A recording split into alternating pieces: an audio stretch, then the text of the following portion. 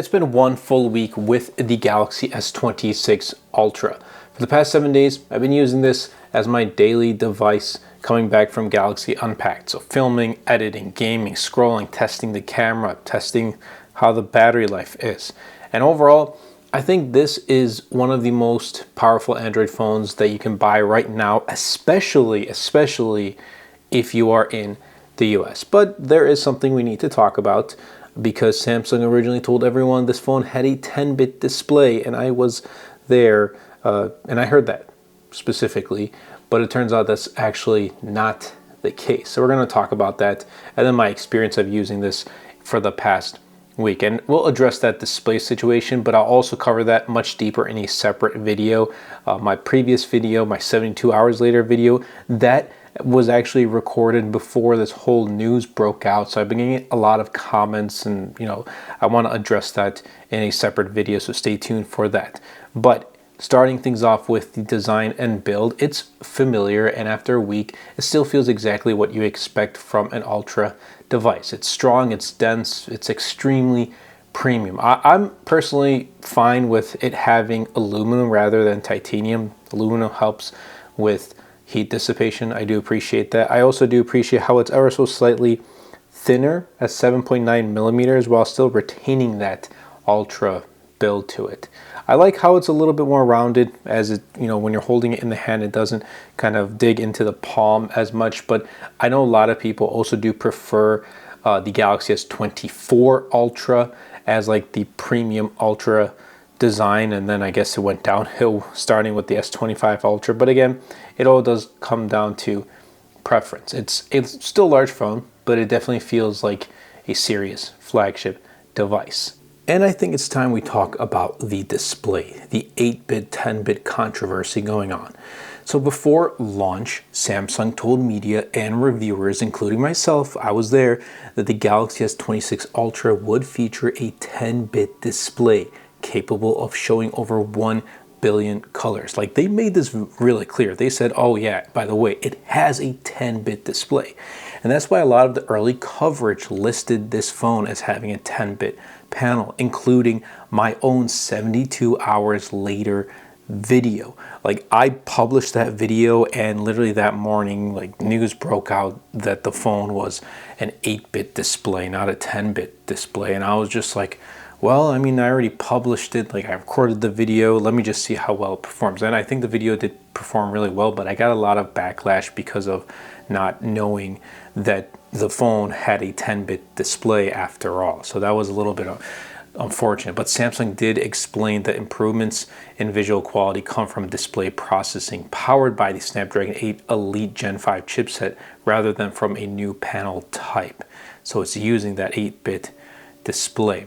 Now here's the interesting part. Even though the panel is technically still 8-bit, this display does feel and look better than the S25 Ultra in real world use. Like, you can slightly see those colors that appear richer, and gradients that look smoother, HDR content which feels a tad bit more refined. So despite that confusion around the specs, the overall display experience, I feel like, has been a slight improvement over last year. Is it a reason to upgrade? Most definitely not.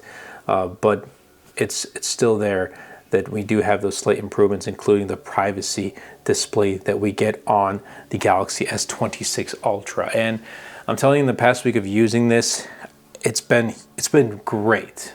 I mean, I use it out, especially when I'm out in public. I'm opening this up all the time, and I'm using it maximum protection. When I'm at home, even though I turn it off, even when I get a message, it still blurs out that notification, so I do appreciate. But like, when I shift it to the side right here, you can't see the phone vertically or horizontal axis, so that's something I do appreciate. But because this display is such a big part of the phone, I'm going to break all of this down, this whole controversy, in a completely separate video, so stay tuned for that. It's going to come to the channel very soon. So for those who corrected me in the comments, thank you. I do apologize. Again, that video was recorded beforehand and published right before all the news broke out. Let's get into the software and the performance. So inside the Galaxy S26 Ultra, the Snapdragon 8 Elite Gen 5 for Galaxy has been great. And the biggest boost we get is that 39% faster NPU. That's important because Samsung is really pushing AI features heavily this year. I mean, during Unpacked, it was a lot of AI. And in real world use, I can tell you though, putting AI aside, this phone feels incredibly smooth. Apps open instantly, multitasking feels effortless, gaming performance has been great. I mean, playing Clash of Clans, phenomenal. Call of Duty Mobile also has been great. Now, on top of having an aluminum frame which helps with heat dissipation, Samsung also redesigned the vapor chamber cooling system, which helps the phone sustain performance longer without overheating. That also does help. And then the efficiency of the 8 Elite Gen 5 for Galaxy also does help with heat dissipation and helping with the performance. And the AI features, many of them actually feel pretty useful. So Photo Assist has been really great. I'm actually going to open up a photo real quick. So for example, you can tell the phone literally what you want done with a photo. And here is my cat Chai. So I'm going to go here, this AI button, and I'm going to go to, let's do a create, describe what to change. So I can type it, I can voice it. Let's go back. So let's see, change the background to the beach. Let's do that. Change the background to the beach. Now this is also multimodal, so you can take, I don't know, like let's say I had a hat, me wearing a hat in a different picture. I can take that hat and put it on my cat Chai right here, and I'm gonna save this copy. And there is Chai at the beach. Sweet. And she's actually to my left, kind of just sitting there watching the little water fountain. But regardless, I do appreciate Photo Assist. I think this is going to help a lot with people who are just editing photos. Now it's going to say AI generate right in the bottom left, so do keep that in mind. There also is Creative Studio. Now Creative Studio, it's its own separate app, so it's got built-in tools like making stickers, greeting cards, social graphics, things like that. As you can see right here, you can create a sticker, invitation, greeting cards. I mean, this is the one I made. I made a cat playing with Samsung phones, and there it is. So I'm going to continue to use this and kind of try it out, send it to like friends and family and see if they like it. And then there's Audio Eraser, which now works in third-party apps like YouTube, Instagram, Netflix. I've yet to try that out. Personally, I never use Audio Eraser too heavily previously with like the Z Fold 7. Like I tried it, it was great, but I just didn't really use it that often. So I'm gonna try it out a little bit more this year. I'm excited to try it out. And Google also exclusively like announced a Gemini feature that's coming first with the S26 Ultra series, and then rolling out to other, you know, Pixel devices and Android devices as well. And that's essentially, you can order an Uber, or it'll order you your food from DoorDash. Like you're texting a group and everyone's saying something different of what they want, like what type of pizza they want. And you just tell Gemini, hey, read this text message, this group message, and please order me everything on there, and it will order everything for you. And you can continue to, you know, use your phone as you please, and then it'll ask you to confirm. It looks great, and I can't wait to try that out. I saw it during Galaxy Unpacked. It looked really great. I'm excited to try it. Now let's get to the cameras, because talking about software and performance, I can go on all day, but just to kind of wrap that section up, it's awesome.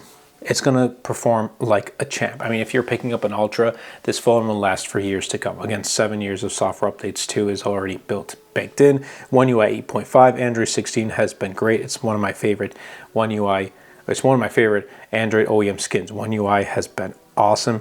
And I am going to kind of talk about more about my home screen in a separate video again, so stay tuned. Now, again, with those cameras, even though when you take a look at it firsthand, it looks very similar, there's still some changes to it. The main camera remains 200 megapixels, but now with a wider f1.4 aperture, and Samsung says this does allow the sensor to capture about 47% more light, which does improve low light performance significantly. And I've been enjoying the photo results so far that I've been taking. A lot of them are during the daytime, so I'm going to continue to test out low light. Again, this is not like my long-term review. I'm just kind of sharing my thoughts as I go, but so far I really do like the photo results that I have been getting with this, and I've kind of been leaning towards using the photo or the camera system here more for the past week, more than I would with like my iPhone that I would carry with me as well. But there are some really big upgrades in video capabilities, and my favorite has to be you know, with log video recording, we do get that new APV video codec, and you do get pro mode here, pro video mode, and you get to kind of, there's built-in LUTs already, but you can also preview the LUTs, and my favorite right here is Blockbuster, so I kind of get to see a preview of it. And obviously you can, you know, turn that off, and then post-production you can add whichever LUT you want to as well. And then the other feature that I think many people are going to use as it becomes more mainstream is going to be the horizontal steady lock. So I'm going to go right here to super steady with horizontal lock on, as you can see right there. And I'm just going to kind of lock on this case right here, and I'm just going to flip the phone upside down just like that, and bam, hopefully it should work. There you go. So you can see that the video itself is moving, but it's kind of locked on to the case for the most part, and it's not flipping upside down, something I do appreciate. But I think this phone, especially with the video, is meant more for those who are getting into the content space. And I have lots of video ideas with this device, so stay tuned. I may record an entire video and just upload it here on the channel with the Galaxy S26 Ultra. So if you guys want to see something like that, let me know in the comments down below. But now that it's been a little bit more than a week, I can talk more about the battery life. So even though the battery capacity remains at 5,000, which I personally am bummed about, but I guess Samsung had recently stated that they're working and looking into increasing the battery capacity, silicon carbon batteries and things like that. We do get faster charging speeds, so 60 watts wire charging. Again, you want to have the correct, like the charging adapters and stuff like that, but we do get that. We get 25 watts wireless charging, and the battery life itself has been very, very solid.